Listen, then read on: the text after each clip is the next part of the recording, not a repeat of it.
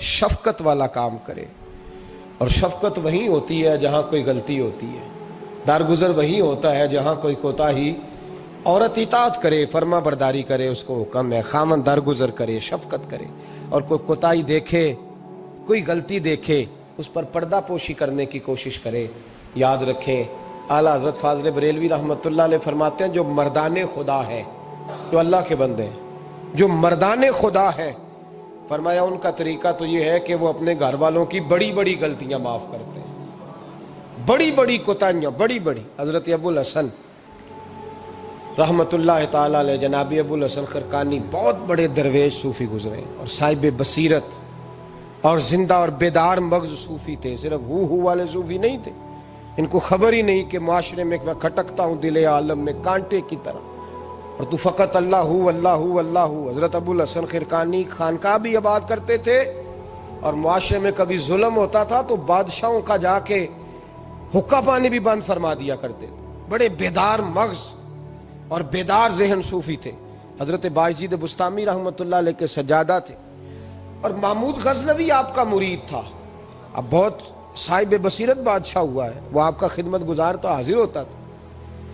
محمود غزنوی کہتے ہیں جب میں پہلے دن گیا تو بابا جی مجھے اٹھ کے نہیں ملے، بیٹھے بیٹھے سلام کیا، واپس آنے لگا تو مجھے چھوڑنے آئے میری سواری تک، تو میں نے کہا حضرت جی جب آیا تھا تو پوچھا بھی نہیں اور اب چھوڑنے آ گئے؟ تو فرمانے لگے جب تو آیا تھا تیرے اندر تکبر تھا، تو کہتا تھا مولوی بادشاہوں کو اٹھ اٹھ کے ملتے ہیں اس لیے نہیں ملا، اور اب تو سوچ رہا ہے کہ نہیں سارے مولوی ایک طرح کے نہیں ہوتے، اس لیے میں تیری عزت دینا تیرے لیے ضروری سمجھا ہے، اس لیے تجھے چھوڑنے آیا ہوں۔ حضرت ابو الحسن بڑے صاحب بصیرت آدمی۔ ایک آدمی یمن سے آیا کئی 100 کلومیٹر کا سفر طے کر کے ملنے، اس نے دروازے پہ دستک دی، حضرت کے گھر کے دروازے، بادشاہ کے پیر ہیں۔ اندر سے بی بی صاحبہ بولی کون ہے دروازے پہ؟ فرمایا میں یمن سے آیا ہوں یا مصر سے آیا ہوں، بڑی دور سے ملاقات کرنی ہے۔ حضرت صاحب کدھر ہیں؟ تو بی بی کہنے لگی تجھے بھی کوئی کام نہیں جس طرح اسے کوئی کام نہیں، تو بھی فارغ ہے اس کی طرح، بس یہی اللہ اللہ یہی ڈیوٹی ہے تیری بھی۔ میں نے کہا یار اتنا بڑا صوفی اور گھر میں اس کا کیا حال ہے، وہ بات کرنے والی؟ تو میں نے کہا جناب حضرت کدھر ہیں؟ تو کہنے لگی وہ کوئی جنگل میں بیٹھا اللہ اللہ کر رہا ہوگا، نہ بچوں کی فکر نہ گھر بار کی فکر، مسئلوں سے بھی پیٹ بھرتے ہیں کبھی، ادھر بیٹھا ہوگا، جا ملنا ہے تو تو بھی چلا جا، دوبارہ دروازے پہ دستک نہ دینا خبردار۔ کہتے ہیں میرے وہ جو میں ایک ذائچہ بنا کے آیا تھا نا اللہ کے ولی کا، وہ میرا سارا ہی ٹوٹ گیا۔ میں نے کہا کچھ نہیں یار، جس کا گھر حال نہیں تو باہر کیا ہوگا، اندر ہی کوئی طبیعت نہیں۔ لوگ فٹافٹ اعتراض کرتے ہیں، کہتے ہیں صاحب فلاں بندے کو نہیں صحیح کر سکے تو، حالانکہ یہ بات اور ہے، یہ پہلو اور ہے۔ نوح علیہ السلام کی بیوی اگر کافر رہ جائے، بیٹا اگر غیر مسلم رہ جائے تو یہ حکمت الہی ہوتی ہے، یہ اللہ پاک کی حکمت ہوتی ہے، حکمت ہوتی ہے، اس میں پیغمبر کی تبلیغ میں کوئی اعتراض نہیں کیا جا سکتا۔ اس نے کہا جنگل میں ہوں گے تو بھی چلا جا۔ کہتے ہیں وہ جو میرے ذہن میں ان کا زاویہ تھا، وہ جو ایک شخصیت کا روپ میں بنا کے وہ تو نکل گیا، لیکن میں نے کہا چل اتنی دور سے آیا ہوں بابے سے میل ہی لیتا ہوں، شام ہو گئی ہے رات بھی رہنا ہے۔ کہتے ہیں میں نے جنگل کی طرف منہ کیا تو حضرت جنگل سے آ رہے تھے اور شیر پہ بیٹھے ہوئے تھے، شیر پہ بیٹھے تھے۔ فرماتے ہیں پھر میرے دل میں خیال آیا، میں نے کہا بی بی قابو آتی نہیں اور شیر کو قابو کیا ہوا ہے۔ پھر وسوسہ آیا اتقوا فراست المومن فإنہ ینظر بنور اللہ، رواہ ترمذی او کما قال صلی اللہ علیہ وسلم۔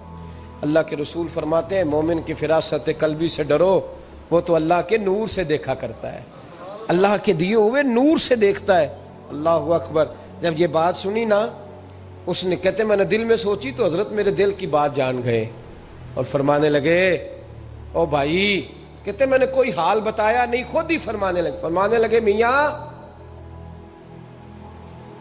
اس کے اندر صرف ایک ہی غلطی ہے کہ وہ زبان کی ٹھیک نہیں، بستر کی بڑی پاک ہے، نظر کی بڑی پاک ہے، کردار کی بڑی اچھی ہے، میرے بچوں کو پالتی ہے، بس زبان کی ذرا ٹھیک نہیں۔ اور فرمانے لگے میں اس نتیجے پہ پہنچا ہوں اگر میں نے اسے نکال دیا تو اور کوئی رکھے گا نہیں، بیچاری زندگی ساری پریشانی میں گزار دے گی، اور پھر اگلے لفظ کہے تو حد ہو گئی۔ فرمانے لگے میں اس بد زبان سے حسن سلوک کرتا ہوں، اللہ نے یہ بے زبان مخلوق میری فرما بردار بنا دی ہے۔ فرمایا یہ میرے وظیفوں چلوں عبادتوں سے نہیں آیا شعر، یہ اس بد زبان سے حسن سلوک کرتا ہوں تو رب نے یہ بے زبان مخلوق میری۔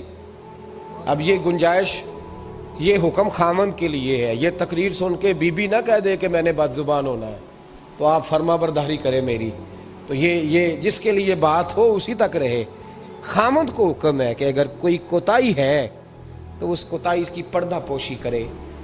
گھر جو ہوتا ہے نا، گھر کچھ چیزیں اجازت نہیں دے رہی میری کہ میں کچھ اور بات آپ سے کروں، کچھ آپ کو نیند بھی آ رہی ہے۔ دیکھیں پورا وجود سلامت ہو اور اندر روح نہ ہو تو بندہ زندہ رہ سکتا ہے؟ جڑے نہیں بولے انہیں رہ لینا میرا خیال۔ وجود ہو سارا سلامت ہے لیکن روح سلامت، بندہ بچ جائے گا؟ بولے نا یار، جنہیں نیند آ رہی ہو بولو، نہیں نہ رہ سکتا۔ پورے گھر میں ہر شے ہو، ذمہ داری سے بات کر رہا ہوں، پورے گھر میں ہر شے موجود ہو، اگر گھر میں دین نہ ہو تو گھر چلتا نہیں چل سکتا۔ جس گھر میں نماز نہ ہو وہ گھر نہیں چلتا، جس میں قرآن پاک نہ ہو وہ گھر، اس لیے کہ دین روح ہے۔ دین اگر گھر میں دین نہیں تو گھر چل سکتا؟ سن لے حدیث پاک ترمذی شریف کی، نبی کریم علیہ الصلاۃ والسلام، یہ بھی حق ہے، یہ آخری بات اس عنوان پہ سنیں، یہ حق آخری ہے، اس کو بھی سمجھیں۔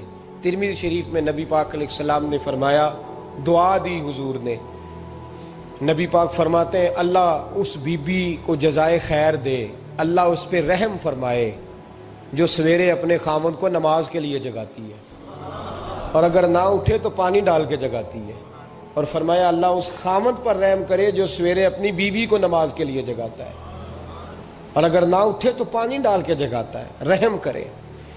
سب سے زیادہ حق میاں بیوی کا ایک دوسرے کا ساتھ یہ ہے کہ انہیں دیندار بنائے۔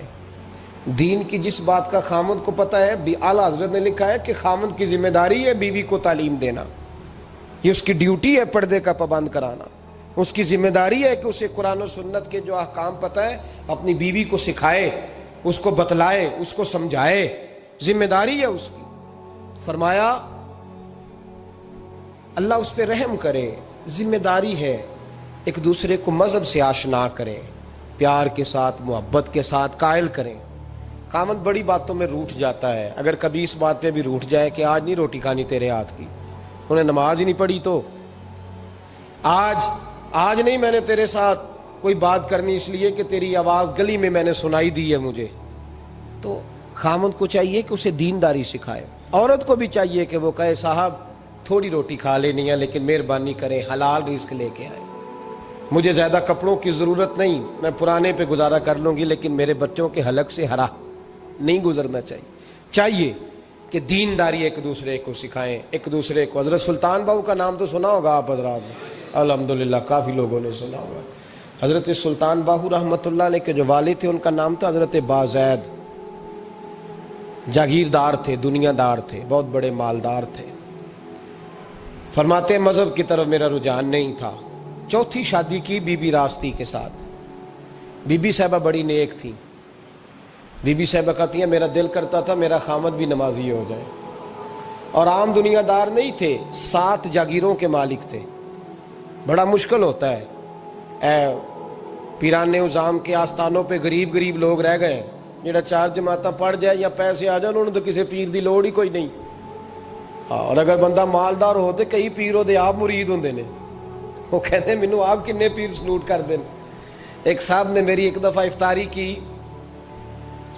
تو کہنے لگے آپ کی افطاری ہے، اس جگہ ایک اجتماع سے میں نے بیان بھی کرنا تھا، تو واپسی پہ ان کے ہاں انہوں نے مجھے فوٹویں دکھانی شروع کر دی۔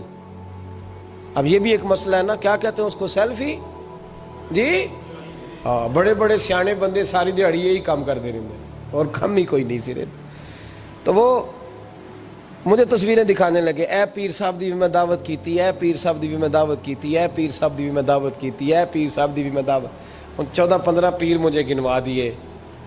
تو کھانے تو بعد مینوں کہنے لگے کہ تسی دوبارہ کدو آؤ گے؟ میں کہا جدو تسی 200 بندے نو میرا بھی نام دس لو گے ادو آ جاؤں گے۔ اب مالدار آدمی ہے نا. تو بعد میں مجھے ایک دو دفعہ انہوں نے فون کیا, میں کہ وہ بڑے بڑے پیراں دی اس لسٹ میں اپنا نام نہیں شامل کرانا چاہتا. میں نے تو نہ چھوٹے چھوٹے جی رہن دے بھائی, ہم بچتے ہیں اس کام سے, بچتے ہیں ایسے آدمی سے. وہ کسی درویش نے کہا تھا, جس کی ہر بات میں پوشیدہ ہو نشتر کی چبھن, ایسے ہر صاحب احسان سے ڈر لگتا ہے. بچنا چاہیے. تو مالداروں کے تو آپ بڑے مرید ہوتے ہیں, کئی پیر حاضریاں دیتے پھرتے ہیں, کئی مولوی دست نگر ہوتے ہیں, معاذ اللہ. اللہ خودداری اور عزت نفس عطا کرے, آمین تو کہہ دیجئے. دینداری کے اللہ توفیق عطا فرمائے. تو بہت بڑے جاگیردار تھے حضرت سلطان باؤ رحمۃ اللہ علیہ کے والد. بی بی شیبہ کہتی ہے نمازی بنانا تھا خاوند کو. کس کو؟ کس نے بولے؟ کس نے نمازی بنانا ہے؟ اور بیوی کو کس نے بنانا ہے؟ پکی گل نے نہیں. میں کونسلر صاحب نوں میں کہا ماشاءاللہ جیت گئے ہو, کہندے ہاں جی. میں کہندے جی کوئی حکم ہوئے تو مینوں دسو. میں کہ حکم ہے کہ تسی اپنے ہلکے دے بندیاں دی ڈیوٹی لانی, کیڑا کیڑا نماز حاضری لانی ہے, کیڑا کیڑا نماز پڑھنا ہوندا ہے تے کیڑا کیڑا نہیں ہوندا. کہنے لگے بڑے سیانے نکلے ہو, پہلا مینوں ہی وسیتے واڑ چھڑیا جی. میں جاؤں گا تے دوجیاں دی حاضری لاؤں گا نا. تو خاوند نمازی بنائے گا بیوی کو تو اس سے پہلے خود بنے گا تو بنائے گا نا جی. جی تو اگر خاوند کہہ دے تو پڑھیا کر, میرے پیچھے نہ لگی تو کتنی جنی کو تو پڑھنی اونی میں پڑھنی ہے نا. تو آج میں ایک دوست کو کہہ رہا تھا, میں کہہ رہا تھا بچے وہ کام نہیں کرتے جو آپ کہتے ہیں.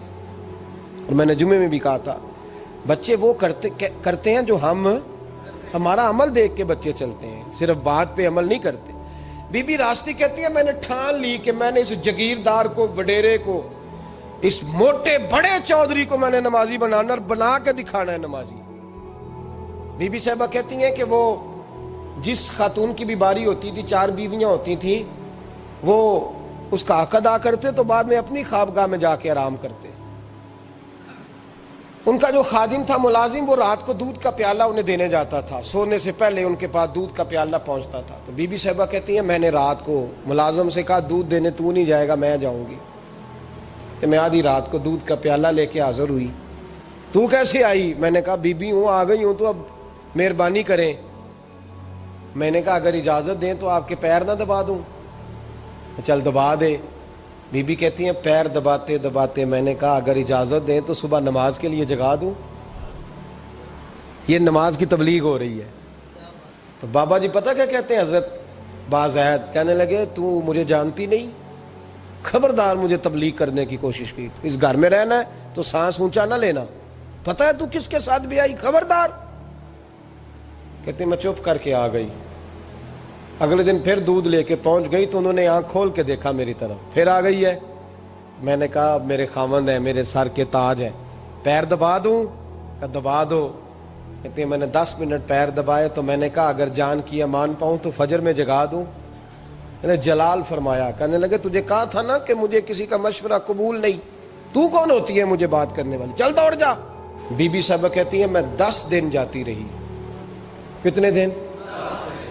انہوں نے سختی بھی کی, برا بھلا بھی کہا, اور کئی دن یہ بھی کہا کہ کل آئی تو پھر یاد رکھنا.